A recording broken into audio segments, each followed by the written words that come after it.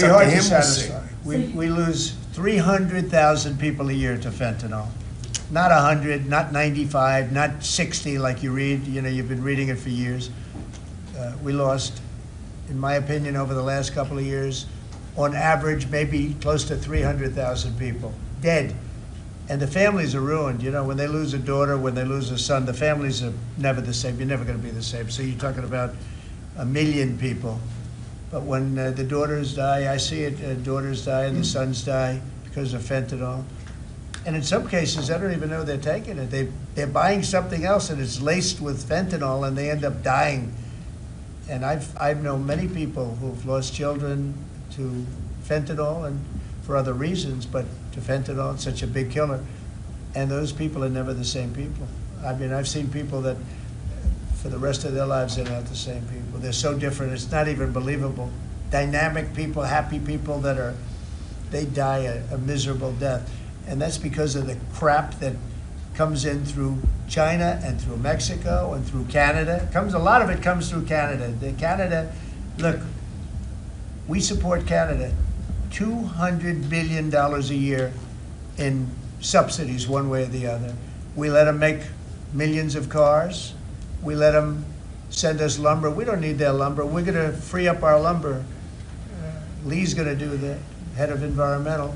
We're going to free up our lumber. We have the best lumber there is. We don't need their lumber. What do we need their lumber for?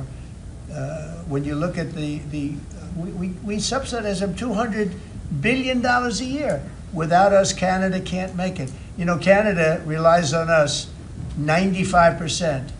We rely on them 4%. Big difference.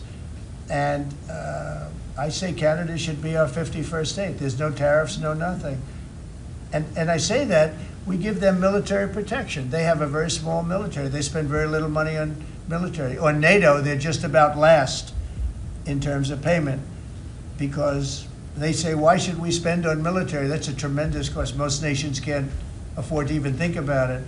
Why should we spend on military? The United States protects us. And I would say that's largely true. We protect Canada, but it's not fair. It's not fair that they're not paying their way. And if they had to pay their way, they couldn't exist. When I spoke to,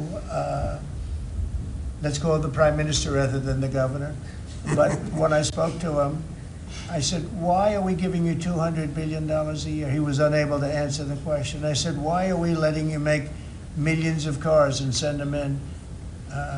He was unable to answer the question. Justin Trudeau, nice guy. I think he's a very good guy. I call him Governor Trudeau. He should be governor because the fact is that if we don't give them cars, we don't have to give them cars. The tariffs will make it impossible for them to sell cars into the United States.